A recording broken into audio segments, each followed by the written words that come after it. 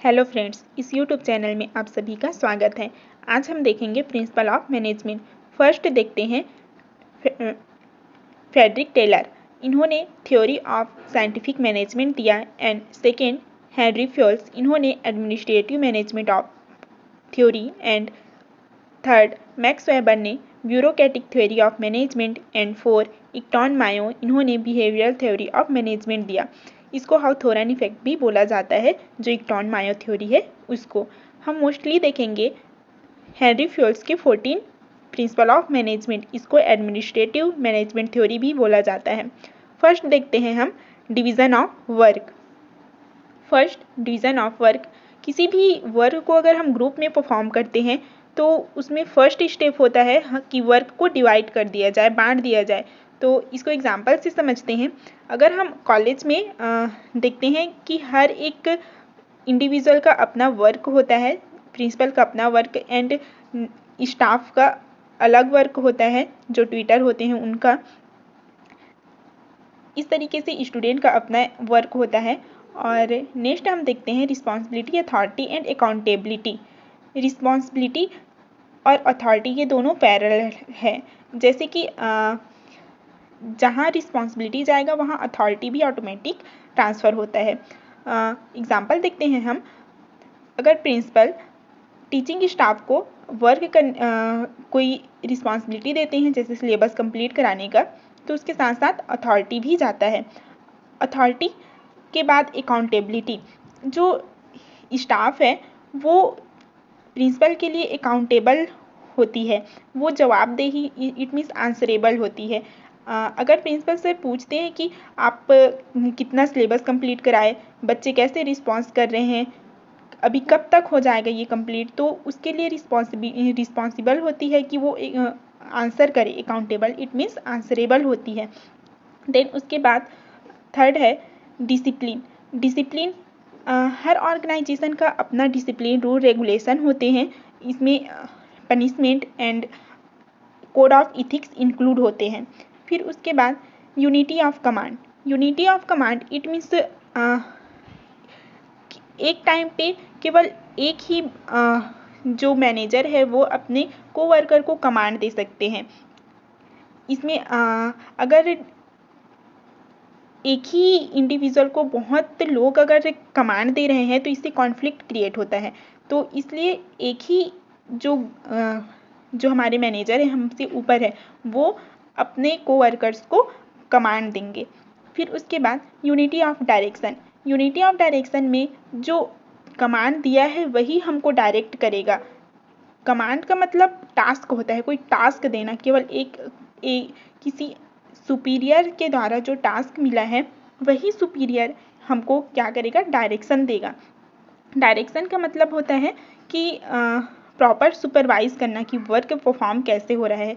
इसमें डायरेक्शन में mostly men money and material को वेस्ट होने से बचाने के लिए एंड एफर्ट को वेस्ट होने से बचाने के लिए डायरेक्शन दिया जाता है।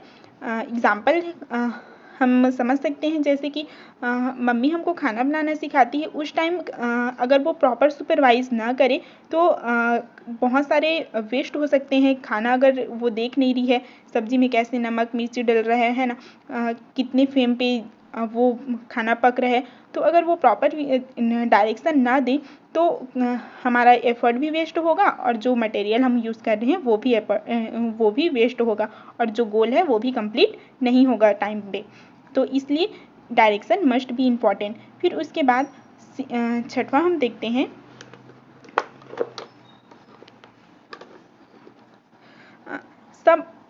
Subordination of individual interest of organisational interest.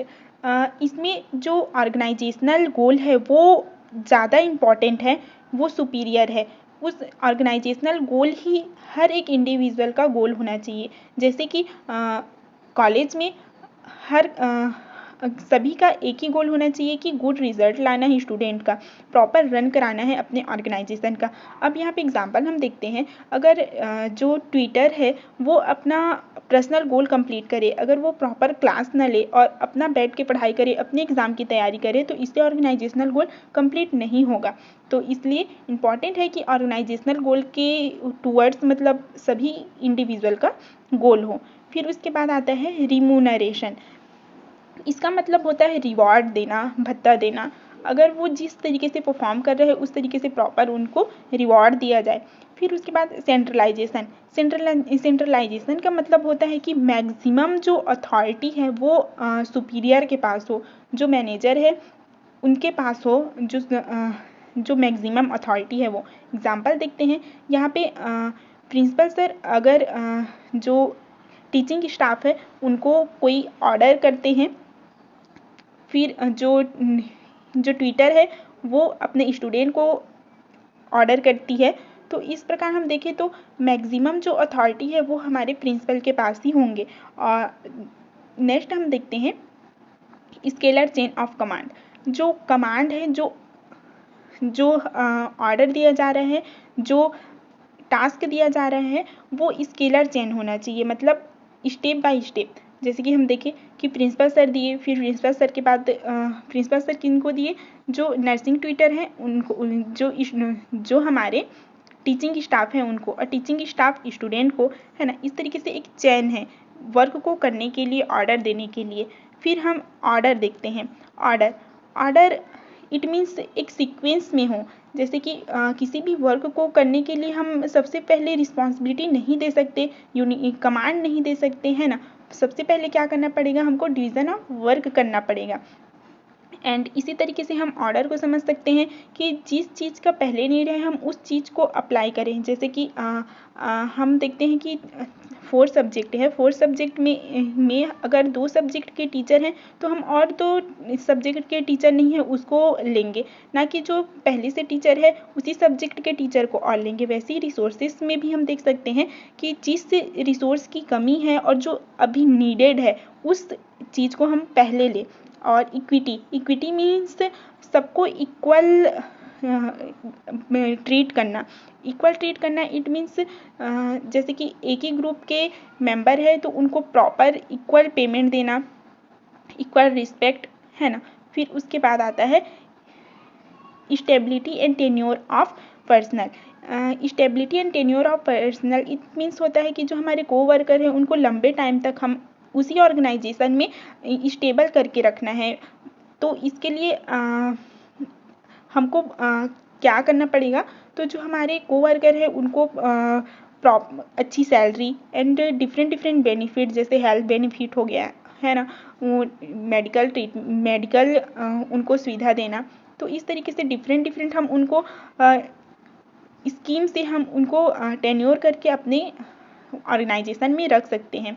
बहुत इंपॉर्टेंट है कि हम लंबे टाइम तक किसी भी कोवर्कर को अपने ऑर्गेनाइजेशन में टेन्योर करके रखें, क्योंकि जो रिक्रूटमेंट का जो प्रोसीजर है वो काफ़ी लंबा होता है।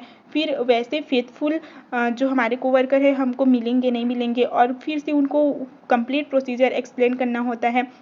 ऑर्गेनाइजेशन से उनको ऑर्गेनाइजेशन है तो उनके ऑर्गेनाइजेशन के बारे में कंप्लीट उनको बताना होता है, तो ये काफ़ी लंबा प्रोसीजर हो जाता है। इससे अच्छा जो हमारे पास को वर्कर हैं उन्हीं को लंबे टाइम तक हम टेन्योर करके रखें। फिर उसके बाद आता है इनिशिएटिव इट मीन्स वो होता है कि जो हमारे मैनेजर है वो पहले मोटिवेटेड रहे, फर्स्ट स्टेप उनके द्वारा हो, तभी जो उनके कोवर्कर है वो मोटिवेटेड रहेंगे। फिर उसके बाद आता है spirit de corps. Spirit de corps का मतलब होता है कि एक working together and good human relation होता है। तो इस तरीके से हमने 14 जो प्रिंसिपल है उसको कंप्लीट देखे। अब हम इसको थोड़ा सा समझते हैं कि जैसे कि एक लाइफ से लेके हम कोरिलेट करके देखते हैं। फर्स्ट डिवीज़न ऑफ वर्क हम घर में देखते हैं। घर में हर किसी का अपना अपना वर्क होता है, पापा का, मम्मी का, बच्चों का, है ना। हर किसी का अपना अपना वर्क होता है। Responsibility, then second responsibility, authority and accountability. इसमें रिस्पॉन्सिबिलिटी एंड हर किसी का अपना रिस्पॉन्सिबिलिटी, अथॉरिटी रहता है एंड अकाउंटेबल रहते हैं हर कोई अपने वर्क के लिए। फिर डिसिप्लिन, घर में डिसिप्लिन होता है, किसको कैसे करना है, किसको नहीं करना है, अगर कोई गलती है तो उसमें पनिशमेंट भी रहती है। फिर आता है unity of command. Unity of command it means हमको किसी भी वर्क को करने के लिए टास्क मिलना। तो पापा टास्क देते हैं, मम्मी टास्क देती हैं बच्चों को, है ना, इस तरीके से एक टास्क दिया जाता है वर्क को करने के लिए। फिर यूनिटी ऑफ डायरेक्शन, और प्रॉपर डायरेक्शन दिया जाता है कि ऐसे करना है, नहीं ऐसे करना है, गाइड किया जाता है, सुपरवाइज किया जाता है घर में भी। फिर आता है subordination of individual interest to organisational interest. घर में भी हमारे घर में भी एक ऑर्गेनाइजेशन जैसे हैं, एक गोल है घर का भी, जैसे कि सोसाइटी में गुड स्टेटस रहे अपनी फैमिली का, तो इसके लिए हर किसी का अपना अपना वर्क होता है। जैसे कि अगर बच्चे हैं तो उनको पढ़ने का वर्क है, पढ़ेंगे तब अच्छी रिजल्ट आएगी। लेकिन बच्चा अपना पर्सनल इंटरेस्ट कंप्लीट कर रहा है, वो टीवी देख रहा है, तो इससे ऑर्गेनाइजेशनल गोल अपने घर का जो एम है वो कंप्लीट नहीं हो रहा है ना। तो इस तरीके से जो घर का जो गोल है गुड स्टेटस सोसाइटी में रहे, इसके लिए हर एक को वर्क करना पड़ेगा। फिर उसके बाद आता है रिमुनरेशन। इसमें रिवॉर्ड सिस्टम, अगर बच्चा अच्छा परफॉर्म कर रहा है तो उसको गुड बोला जाता है, वेरी गुड बोला जाता है ना। फिर उसके बाद हम देखते हैं सेंट्रलाइजेशन। जो मैक्सिमम अथॉरिटी है वो घर के बड़े मेंबर के पास रहता है, और फिर जो भैया के पास भी रिस्पॉन्सिबिलिटी रहती है ना, मम्मी के पास रिस्पॉन्सिबिलिटी रहती है, लेकिन मैक्सिमम अथॉरिटी जो घर के सबसे बड़े हैं उनके पास रहती है। फिर उसके बाद देखते हैं scalar chain of command. Scalar chain of command, इसमें भी पापा मम्मी को मम्मी, भैया को भैया, बहन को, ऐसे एक स्केलर चेन ऑफ कमांड चलता है। फिर उसके बाद ऑर्डर। ऑर्डर, हर वर्क एक ऑर्डर में होता है। इक्विटी, इक्विटी इस मीन बराबर ट्रीट करना। बराबर ट्रीट करना, जैसे कि दो भाई बहन हैं, उनको बराबर हम कुछ भी चीज़ नहीं देते हैं तो फाइट हो जाता है। मम्मी पापा इक्वल ट्रीट करते हैं अपने बच्चों को, अगर इक्वल ट्रीट ना करेंगे तो भाई बहन में लड़ाई चालू हो जाएगा। तो इसी के लिए इक्विटी मस्ट बी इम्पॉर्टेंट। फिर उसके बाद हम देखते हैं stability and tenure of personal. जैसे कि भाई को अपना होमवर्क अपनी बहन से कराना है तो क्या करेगा, बीच बीच में गिफ्ट देगा, चॉकलेट देगा, इस तरीके से वो लंबे टाइम तक अपनी बहन से काम कराता रहेगा। फिर उसके बाद आता है इनिशिएटिव। इनिशिएटिव इट मीन्स घर के बड़े मेंबर अगर इनिशिएटिव है तो बच्चे भी इनिशिएटिव रहेंगे। फिर उसके बाद आता है spirit de corps. Spirit de corps मतलब human relation, good working together, loving together, है ना। इस तरीके से हमने कंप्लीट किया हेनरी फ्यूल्स के 14 प्रिंसिपल को। Thank you for watching this video.